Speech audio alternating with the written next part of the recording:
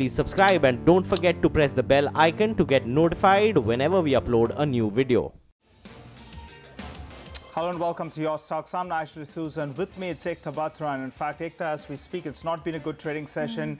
Mumbai really has been, we're outside, we're seeing a lot of rainfall as well. And for our markets, in fact, we've moved to the low point of the day. Things looking quite weak as we speak. Remember, the Nifty is trading below its 50 DMA, so that's not very good news. And we have expiry that plays out in the next couple of trading sessions. So let's pull up some of those plates. The 9,000 call, 9,850 call, even the 9,800 call, all of them very, very active. If you put them together, you know, if you pull up the 9,900 call, 9,850 as well as 9,800 call, between them, in fact, there's a huge amount of addition, and that's what really explains why we are seeing, resistance at higher levels.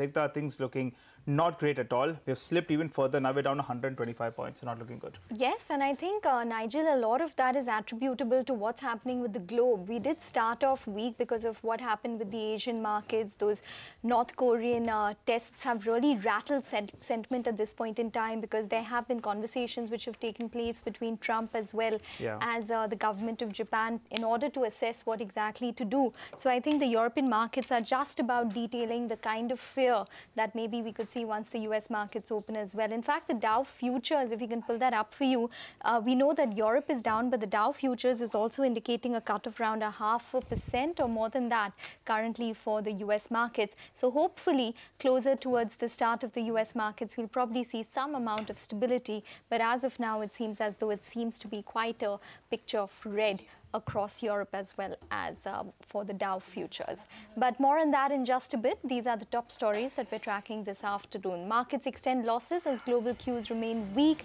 Sensex and Nifty see a cut of over 1% each. Mid-cap index sees a sharp decline in the last 30 minutes, now down 1%. And the monsoon deficit in Maharashtra has recovered. Heavy rainfall across across the region. Met tells CNBC TV18 they expect heavy rains to continue in the west coast. Well, stocks in focus on account of index changes. Bajaj Finance, HPCL, UPL included in the Nifty, while ACC, Bank of Baroda, Tata Power and Tata Motors DVR are to be excluded. And Infosys founder Mr. Murthy, much anticipated address to investors will take place later today. And Mumbai is submerged in heavy rainfall, but the IMD clarifies that there is no cloudburst. City to see heavy rains this entire week. Okay, well, first up, like we've been pointing out, it is the markets which are weak. But the other big story that we're tracking is what's happening in the city of Mumbai when it comes to rains, as well as what's happening in the state of Maharashtra. Heavy rains in Mumbai have in fact flooded the city, leading to traffic snarls as well as a transport network which has taken a complete hit, with train services suspended both on the central as well as the harbour line. Mr. Ravinder Bhakkar, the CPRO of the Western Railway, now joins in with the latest. Hi, sir. Thank you very much for joining in. First, can you just tell us which are the lines which are not working at this point in time, and when do you expect it to restart? Actually, as you told, all lines have not been suspended. I'll just correct you. In fact, from Churchgate to Dadar, our services have been suspended. From Dadar onwards, till Dhanu Road, we are operating our services. Although trains are running a bit delayed because of heavy water logging, and the water level is in fact above almost 80 mm, 100 mm above the track. And so the trains are flying at a restricted speed. But probably if the rain will keep on, the same scenario will there. And I think at 4:30 high tide is also expected. So in that case, we have to monitor the water level. If it goes above 150 mm above the track, then definitely the services have to be suspended. If the water level starts receding, we will normalize our services from Churchgate also. So we are also keeping a close watch. So I just want you to repeat what the current water level is. You said that it shouldn't go above 150. What is the average right now? Yeah, because above, it's around 70 to 80 mm. Okay. Okay. So as of now, at certain patches, we are restricting the speeds to around 20 kmph also. And however, there is no water logging or there is less water logging, then there we are flying at 50 kmph also. So, but we are also keeping a close watch. If it goes above 100 mm, then the operation becomes risky. All right. So in that case, there is no option left. All right. Mr. Bakar, there are reports that suggest that there is some delays even on the line towards Andheri. That's from Dadar to Andheri and Borivali. Are those trains at least functioning, even if there is a delay? Could you update us on that situation? Yeah. There might be a delay of, I think it's around 10-15 minutes. Okay. But from Dadar to Dhanu onward, the trains are moving. Okay. Okay. As of now, the suspended section is from the Churchgate to Dadar as of now. Okay. So when do you expect that to resume, according to you? We are waiting for the water level to recede, and our teams are working at certain points. The points have been filled, so that have been already been attended to. And so we are just also keeping a watch. If the level starts receding, we will definitely start them. And what is the chance of the lines that you referred to probably being suspended? As I told, from Churchgate to Dadar, it has been suspended as of now because there is heavy water logging. The other line is from Dadar to Dhanu Road. The trains are flying, and it's a long stretch. Okay. Mr. Bakar, just maybe around 20-25 minutes ago, I just stepped outside and, at least the rainfall was quite subdued. That stopped for a brief bit as well. So in the last half hour odd, have you reviewed the situation? When was the last time that you had a look? Because, we could get a sense. It was around 1:30. It was from 13:35 onwards. This section was suspended. So we are also keeping a close watch, in fact. Okay. And probably if the water level recedes, we will definitely start the services from Churchgate to Dadar also. Okay. In your experience, how would you compare this to previous times, sir? Actually, it was a very unprecedented heavy rainfall. We were expecting, because it was raining for the last 3-4 days. But from today morning itself, it is raining very heavily and being combined with the high tide also. So we are really facing a problem. At a number of locations, the trees have been uprooted. Yeah. There was a strong wind and the heavy waterlogging in areas around like Lower Parel, Dadar and Bandra and Santa Cruz. Okay. So despite this, we have not suspended our services. We are still plying them because, the roads, the movement of the roads is also very difficult. Right. And the central and harbour lines probably must have been closed because there is heavy rainfall for those areas also. So we are trying our best so that commuters will have at least some options to move out to their destinations. All right, Mr. Bakar, you have told us about what's happening on the central, on the Western Railway, but any update if if you could help us? Have you heard anything from the central line? You have a sense. Central, as I heard last, I think around 1.5 hour back, they have been suspended the harbour line operations also, as well as the central also. So probably we are updating on Twitter also and radio channels also and the TV channels also. So I'll request the passengers before coming out or before moving towards the station, just take the update, and we are every 10 minutes or 15 minutes we are updating. Okay. All right. So we're going to leave it on that note. Thanks very much for joining in and speaking with us. So that's the update which is coming in on the railways. But we really need to concentrate in terms of what's happening with this kind of risk-off sentiment that we're seeing for our markets. We're not only talking about equity markets now, but we're getting updates from our commodities editor that in fact gold is at a 9-month high as we speak. We've seen the dollar index, which is now at Jan 2015 lows. So there's definitely some risk-off taking place with the fact that at least gold is currently at a 9-month high, and you're seeing that kind of risk being taken off in terms of the equities in the European markets at this point in time.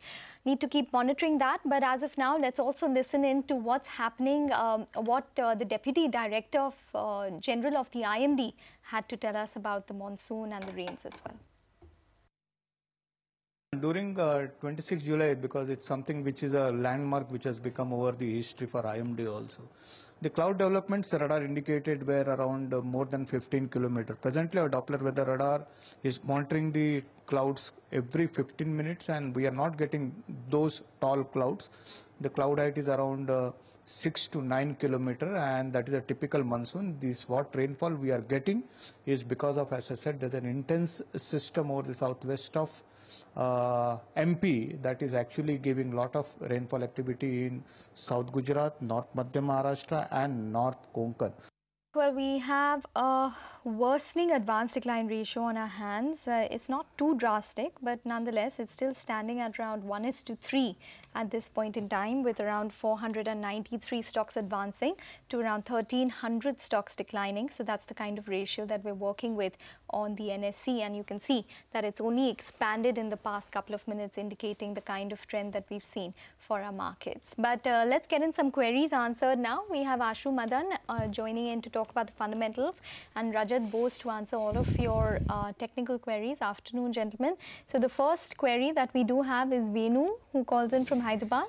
He has investments in Sun Pharma. Ashish. Hi, Ashish.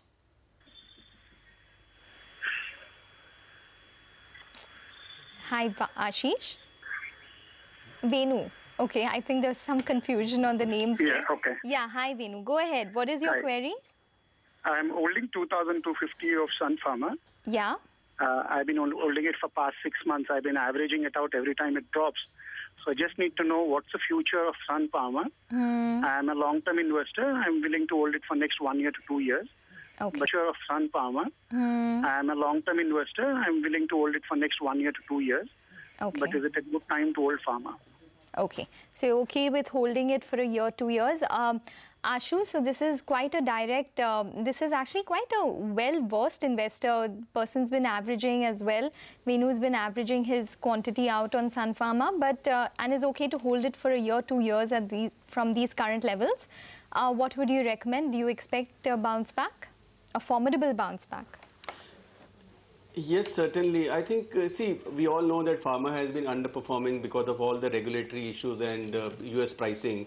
And on top of that, Sun Pharma has been a laggard. I mean, it has been one of the most overbought stock in the last couple of years, because every level looked to be probably the lowest levels to buy, right from 700, 600, 500 and reach 500 also.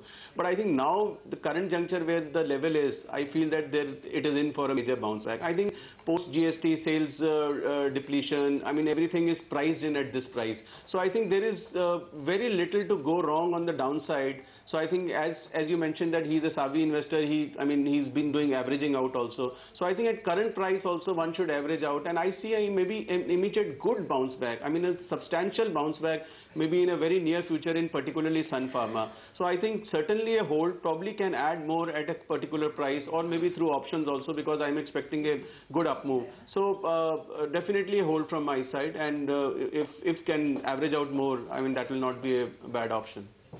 Okay, so hold or dipping into the company wouldn't be such a bad option fundamentally. Rajat, let's get you into this discussion. Your take on Sun Pharma? Well, I would say that the stock has been declining for 2.5 years now, right from the levels of 1200. And suppose if you were to go on averaging, I don't know really when would that averaging stop, because if you take the last 3 months, June, July and August, in the month of June there had been the volume had been 19 crores plus. This year, this month already it is 12.5 crore plus. Last month, when it actually showed some recovery, the volume was much less. It was less than even 6 crore. So it is falling on heavy volume and the trend is down.